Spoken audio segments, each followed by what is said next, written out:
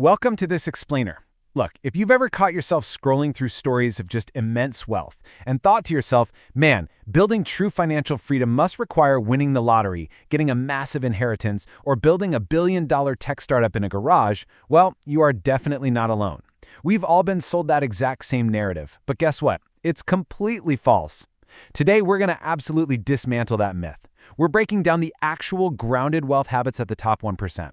So let's dive right in.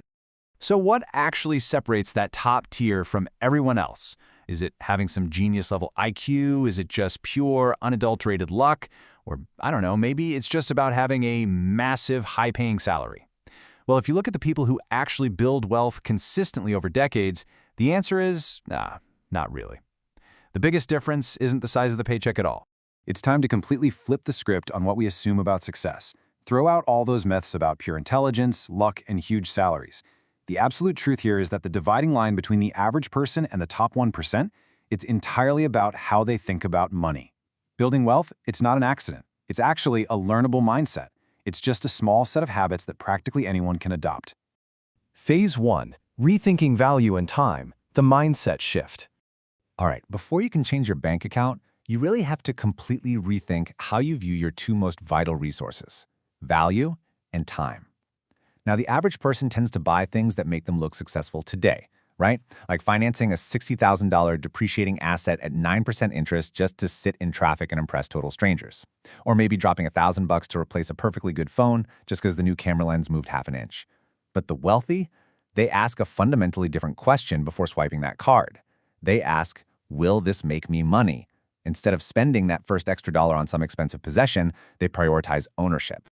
And here's exactly what they're buying instead: stocks, businesses, real estate, index funds, and various income-producing investments. These are the specific tools the 1% use to create long-term financial freedom. I mean, an expensive new gadget might impress a stranger at a coffee shop for, 5 seconds? But an investment? That's going to pay you for years, maybe even generations. And that brings us directly to their time horizon. Most people make financial decisions based on this month. They're thinking, what do I want today? What can I actually afford on this week's paycheck? But the top 1%, they think in decades. They're asking, where do I want to be 10 years from now? By expanding that timeline, they don't have to chase risky, quick profits. They literally just let compound growth do all the heavy lifting for them. They know for sure that consistency always beats intensity. Those time horizons lead to another subtle but honestly massive difference. An average person might drive all the way across town just to save $10 on a purchase. The wealthy person asks, how can I save 1 hour? Why? Because you can always earn more money. Time, though, once it's gone, it's gone. The wealthy fiercely protect their time. They automate repetitive tasks, they delegate, and they focus solely on high-value work. They know that 1 extra hour invested wisely creates way greater returns than just saving a few bucks. Assets create freedom. Status symbols create expenses. That right there is a profoundly simple rule to live by every single time you open your wallet. Phase 2. Building the income engine. Okay, so now that we've got the mindset down, let's talk about the mechanics. What specific actions do the wealthy actually take when the money hits their bank account? Well, first off, they actively fight the ultimate financial trap, lifestyle inflation. For most of us, when our income goes up, our spending instantly goes up right along with it. A raise suddenly means a bigger apartment, a fancier car lease, maybe a luxury vacation.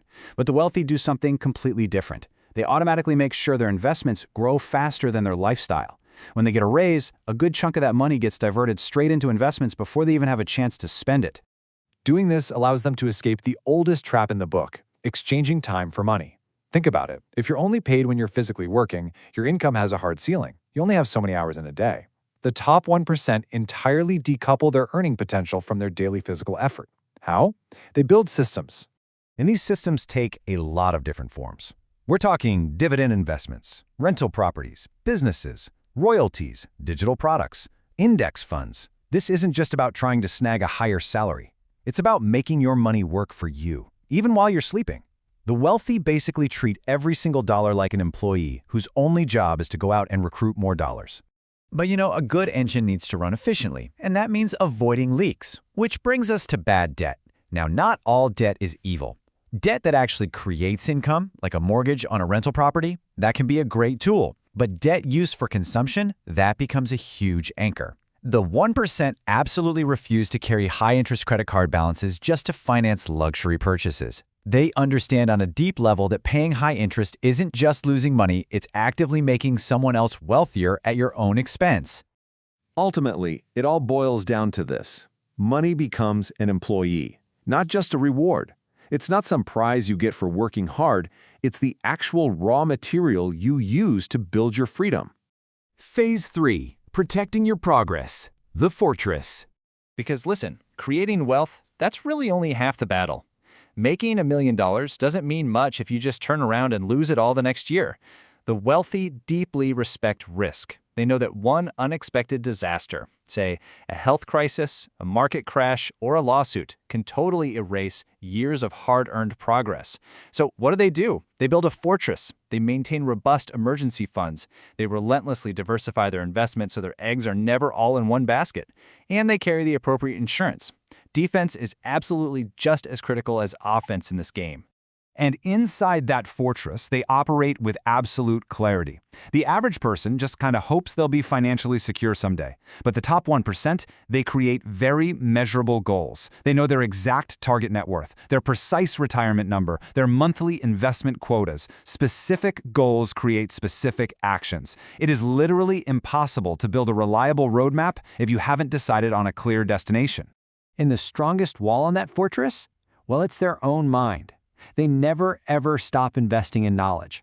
They read books, study markets, and constantly develop new skills across business, technology, and financial literacy, because knowledge compounds exactly the same way money does. Learning just one valuable new skill, like, say, negotiation or data analysis, that can dramatically boost your income potential for the rest of your entire career. Plus, no one can ever tax or steal your skills. Phase 4. The ultimate wealth habit. So, we've covered the mindset, the engine, and the fortress. But the glue holding this entire financial blueprint together? Well, it might seem profoundly boring at first glance. It's consistency. This right here is the secret. The wealthy don't panic during market downturns. They don't chase the newest crypto trend or meme stock. They don't constantly overhaul their whole strategy. No, they just keep investing, keep learning, and keep improving. Week after week, year after year. The greatest fortunes are rarely built on one extraordinary movie moment decision. They're built on thousands of ordinary, smart decisions repeated with relentless consistency. And that brings us to our final truth. Financial freedom isn't built in a day, it's built one smart decision at a time. The road to wealth doesn't require extraordinary talent, but it absolutely requires discipline. The sooner you adopt these habits, the sooner your money starts working for you instead of you constantly working for it. So I'll leave you with this question to ponder as we wrap up this explainer.